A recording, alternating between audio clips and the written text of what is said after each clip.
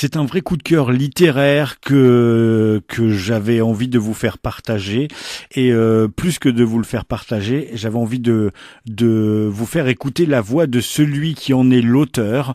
Nous allons parler de l'héritage de Richelieu avec Philippe Auribeau. Bonjour Philippe. Bonjour Xavier. C'est un Ravi roman. d'être avec vous. Merci beaucoup. C'est un plaisir pour moi.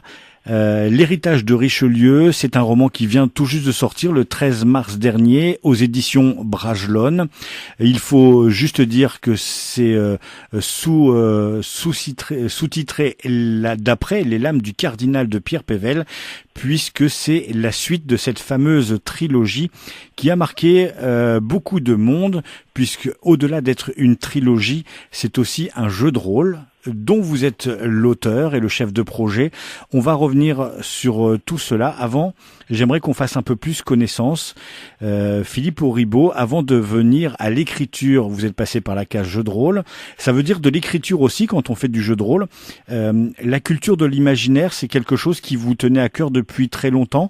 Comment vous en êtes arrivé dans le milieu du jeu de rôle ? Alors ça a été un long chemin, un très long chemin qui a commencé très tôt quand j'étais encore enfant, les livres dont vous êtes le héros, et puis le jeu de rôle en pratiquant, en étant maître de jeu à partir de mes 10 ans, donc ça fait 35 ans que je baigne dedans. Et puis plus généralement la culture de l'imaginaire à travers les romans, les séries, les films. Donc c'est quelque chose dans lequel je baigne depuis extrêmement longtemps. Le jeu de rôle, ensuite la collaboration plus professionnelle au niveau du jeu de rôle, ça s'est fait à partir de 2009, donc il y a 10 ans, avec les Chroniques des Féales, donc adapté de Mathieu Gabory. Donc j'ai fait partie de l'équipe de création des Chroniques des Féales, et puis ensuite j'ai régulièrement collaboré avec les éditions Sans Détour sur les jeux de rôle de l'Appel de Cthulhu, avant de faire les Lames du Cardinal en chef de projet et auteur. Ça a été plein de petites étapes qui m'ont fait arriver aux Lames du Cardinal, qui a vraiment été le projet qui m'a le plus marqué. Jeu de rôle et littérature entremêlés, puisqu'on peut citer aussi l'Appel de Cthulhu auquel vous avez participé. Et du coup, que ce soit les Chroniques de Féal qui sont tirées d'œuvres de Mathieu Gabory, les Lames du Cardinal de Pével et l'Appel de Cthulhu de Lovecraft, on voit bien que vous mélangez les deux univers, littéraire et jeu de rôle. Oui, c'est vrai que j'ai participé à plusieurs projets qui sont basés sur des œuvres littéraires. Qui sait, c'est peut-être un peu ma spécialité, j'en sais rien. J'aime bien en tout cas travailler sur des univers d'auteurs et essayer, bon là je parle vraiment du jeu de rôle, d'essayer de faire en sorte que la richesse de l'univers soit retranscrite par des systèmes de jeu, par des scénarios, par des univers, et rendre un univers littéraire jouable, c'est quand même une gageure. Et bon, j'ai participé à ces projets avec beaucoup de plaisir. C'est pas toujours facile parce qu'on a un cadre qui est quand même pas mal défini. Mais bon, n'empêche qu'on s'attaque à des univers d'une richesse fabuleuse. Donc ce sont toujours des projets très très plaisants. Et pour compléter le portrait ludique et littéraire, on peut peut-être parler aussi des Chimériades, qui est un événement que vous organisez tous les 2 ans, je crois. Alors que j'organisais, puisque la convention a été clôturée l'an dernier. Effectivement, ça a été une aventure de 10 ans, donc tous les 2 ans, nous avons fait quelques éditions, avec beaucoup de rencontres, beaucoup de projets. C'est d'ailleurs là que s'est faite la première rencontre avec Mathieu Gabory, qui a déclenché pas mal de choses après. Également la rencontre avec les éditions Sans Détour. Voilà, donc ça a été me concernant de très beaux et de très riches moments. Et bon, on a bouclé la boucle l'an dernier en laissant à d'autres la possibilité de continuer, d'écrire leur propre histoire. Alors évoquons maintenant cet héritage de Richelieu qui est la suite de la trilogie de Pierre Pével chez Brajlon. Vous aviez participé au jeu de rôle, donc c'est un univers qui vous plaisait, j'imagine, et puis que vous avez décortiqué. Qu'est-ce qui a fait que vous avez voulu proposer une œuvre littéraire autour de cet univers ? Alors, j'ai pas vraiment proposé d'œuvre littéraire, dans la mesure où c'est Stéphane Marsan, donc le directeur de Brajlon, et Pierre Pével, qui ont voulu valoriser l'univers des lames en développant des feuilletons dans cet univers, un peu à la mode de Dumas. Donc, ils cherchaient des auteurs. Pierre a pensé à moi parce que effectivement, je connaissais pas mal l'univers après avoir travaillé dessus pendant quelques années. Donc, j'ai écrit un petit bout d'essai qui leur a convenu et c'est comme ça qu'a commencé l'aventure de l'héritage, donc le feuilleton numérique d'abord, qui est, je précise quand même, qui n'est pas une vraie suite, qui est plus un spin-off avec de nouveaux personnages, même si on croise des personnages de la série originelle, c'est pas une suite stricto sensu de la trilogie. Et puis ensuite, le feuilleton est devenu ouvrage papier en étant retravaillé, enrichi, un petit peu affranchi aussi des impératifs du feuilleton. Donc voilà, l'aventure a continué encore pendant 2 ans. Un livre qui nous tient en haleine, parce qu'on retrouve, en tout cas moi j'ai trouvé que la continuité avec la trilogie de Pierre Pével était, on sentait vraiment le Pierre Pével derrière vous. On a retrouvé, si c'était pas marqué Philippe Auribeau, on aurait pu presque croire que c'était Pierre Pével. Est-ce que vous avez travaillé conjointement? Est-ce que vous avez pris des conseils auprès de Pierre Pével pour cette suite? Bon, alors d'abord, mon cher Xavier, je vous incite à relire la première trilogie, à relire mon livre. Vous verrez qu'il y a des différences énormes en faveur de Pierre, qui est un auteur extrêmement expérimenté et talentueux. Et modestement, j'ai essayé d'être digne de l'héritage, c'est le cas de le dire, mais bon, j'aurais pas la prétention de dire qu'on peut nous confondre. En tout cas, effectivement, pour en revenir à la question, Pierre a été présent en particulier lors de du passage au papier, on va dire, il m'a donné beaucoup de conseils. Il m'a vraiment drivé tout en me laissant énormément de liberté, en particulier au niveau de l'histoire, au niveau du déroulement, où j'ai pu vraiment faire exactement ce que je voulais. Donc c'était très enrichissant, très appréciable. Voilà, il a eu un œil, il a un petit peu couvé son poussin, mais bon, une fois qu'il a décidé que j'avais les épaules pour retenir le projet, il m'a vraiment laissé beaucoup de liberté. Donc j'ai eu pas mal de chance avec cette collaboration. Alors on part quand même sur une toute autre histoire. On se retrouve quelques années après cette première trilogie. Richelieu est mort. On se retrouve avec Mazarin, une toute nouvelle équipe.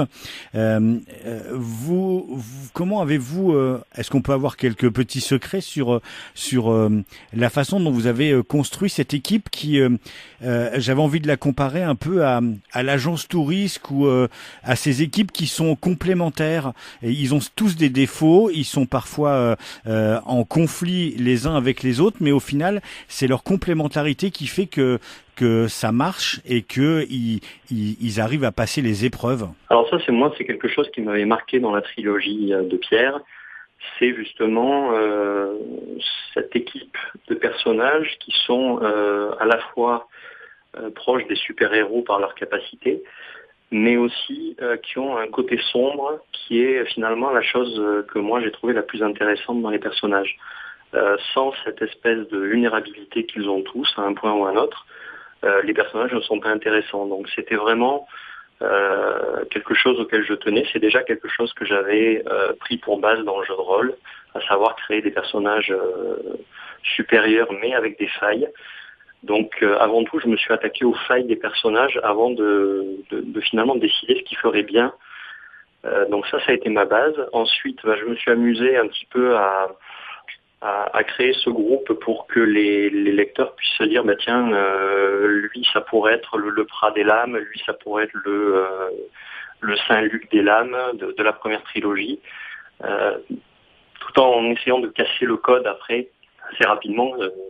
En lisant le livre, vous avez dû vous en apercevoir, on se rend compte que la sorte d'écho qu'il y avait au départ se fracture assez vite pour créer des personnages qui ont leur propre identité. Et puis ça reste toujours aussi épique. Ce qu'on aime, enfin moi en tout cas ce que j'aime, c'est la description des combats, que il n'y a quasiment pas de temps mort, on passe d'une action à une autre, et puis vous nous faites voyager en Normandie aussi, là où on aurait pu rester à Paris, vous nous emmenez à Caen, vous nous emmenez au Mont-Saint-Michel, qui s'appelle plus le Mont-Saint-Michel. D'ailleurs, c'est une question, le fait que ce soit une uchronie, est-ce que c'est plus facile pour développer des choses qu'on retrouve pas dans d'autres univers? Là, il faut préciser que les dragons sont présents dans l'histoire des Lames de Cardinal. Oui, voilà, les dragons sont là, donc forcément, même si on essaye de garder une base historique la plus proche possible de la réalité, ça permet des petites fantaisies qui, dans le cadre d'une uchronie, passent et permettent de ne pas faire hurler les historiens qui nous lisent. Là, en l'occurrence, par exemple, il y a un personnage, je déflore pas trop l'intrigue, mais il y a un personnage qui, dans la réalité, est mort depuis des années et qui, en fait, dans mon histoire, ne l'est pas. Donc, effectivement, l'Uchronie, ça permet de la fantaisie beaucoup plus facilement que sur un roman historique pur, on va dire. Et effectivement, on voyage parce que ça a été aussi une décision pour m'éloigner un petit peu du modèle. La trilogie est beaucoup axée sur Paris. J'avais décidé dès le départ de m'éloigner un peu de Paris et de faire voyager les personnages pour découvrir d'autres lieux également à travers le filtre chronique. Alors pour les lecteurs, j'ai pas envie d'en dévoiler beaucoup plus, juste leur dire que jusqu'au bout vous nous tenez en haleine. Est-ce que ça veut dire que vous y avez pris goût et qu'on pourrait voir d'autres romans dans ce même univers arriver encore dans quelques mois ou quelques années? Alors ça c'est une excellente question. Je n'ai pas la réponse, bien évidemment. Ça va dépendre de pas mal de paramètres, de l'accueil, des décisions de l'éditeur, de mes disponibilités aussi. Donc la porte, je pense, n'est pas fermée, mais elle n'est pas complètement ouverte non plus. Donc je pense qu'il faut laisser le temps à cet ouvrage-là de faire sa vie et puis ensuite de peut-être se poser la question si le succès est au rendez-vous. On n'en est pas encore là, donc déjà je suis extrêmement content de voir celui-ci sortir. Une éventuelle suite, pour le moment, on va dire que c'est prématuré. Puisqu'on est dans les Lames du Cardinal, il y a on va revenir au jeu de rôle, il y avait des rumeurs d'une V2, c'est-à-dire une version 2 du jeu de rôle qui avait rencontré son public. Est-ce qu'on peut avoir quelques nouvelles? Est-ce qu'elle est prête? Est-ce qu'elle va sortir? La première était chez Sans Détour. Ceux qui connaissent un peu le milieu du jeu de rôle savent que Sans Détour a eu quelques soucis. Comment se présente cette V2? Alors effectivement, il y a une V2 qui est en fait me concernant qui est prête. Pour la bonne et simple raison que le jeu de rôle, effectivement, la boîte de base est épuisée depuis plus de 2 ans, donc il y a toujours une demande pour le jeu de rôle des Lames du Cardinal. Donc l'équipe et moi-même avons travaillé sur une version 2 assez consistante, je dois dire. Elle est en attente, effectivement, par rapport à quelques soucis que vous avez évoqués. J'espère de tout cœur que ça va sortir. Je ne sais pas encore dans quel cadre, avec quel éditeur, mais bon, je tiens suffisamment à ce projet pour le porter et tâcher de le faire vivre, en espérant espérons que 2019 sera l'année où une décision de sortie sera prise. Merci beaucoup Philippe Auribeau. Je rappelle que vous êtes l'auteur de L'héritage de Richelieu, la suite de la trilogie de Pierre Pével, des Lames du Cardinal. C'est aux éditions Bragelonne, au prix de 20 €, disponible depuis le 13 mars dernier. Peut-être que vous allez maintenant parcourir la France à travers les différents salons littéraires pour présenter cet ouvrage et le dédicacer au public. Alors il n'y a pas encore de date de prévue, mais c'est pas exclu du tout. Et en tout cas, si c'est le cas, ça me fera très plaisir de rencontrer les lecteurs et en particulier s'ils aiment le roman comme apparemment vous l'avez aimé. En tout cas, merci beaucoup. Très bonne continuation dans le milieu du jeu de rôle et pourquoi pas dans le milieu littéraire. Continuez à nous régaler. J'invite vraiment les gens à découvrir cet héritage de Richelieu. Et puis après tout, on peut même le lire sans avoir lu la trilogie des Lames du Cardinal. C'est une histoire à part entière. Alors bien sûr, il y a beaucoup de références aux Lames du Cardinal, à Richelieu, mais on peut quand même lire ce livre sans avoir lu la trilogie de base. C'est aux éditions Bragelonne. Merci beaucoup de votre temps et très bonne continuation à vous. Merci à vous Xavier, bonne continuation.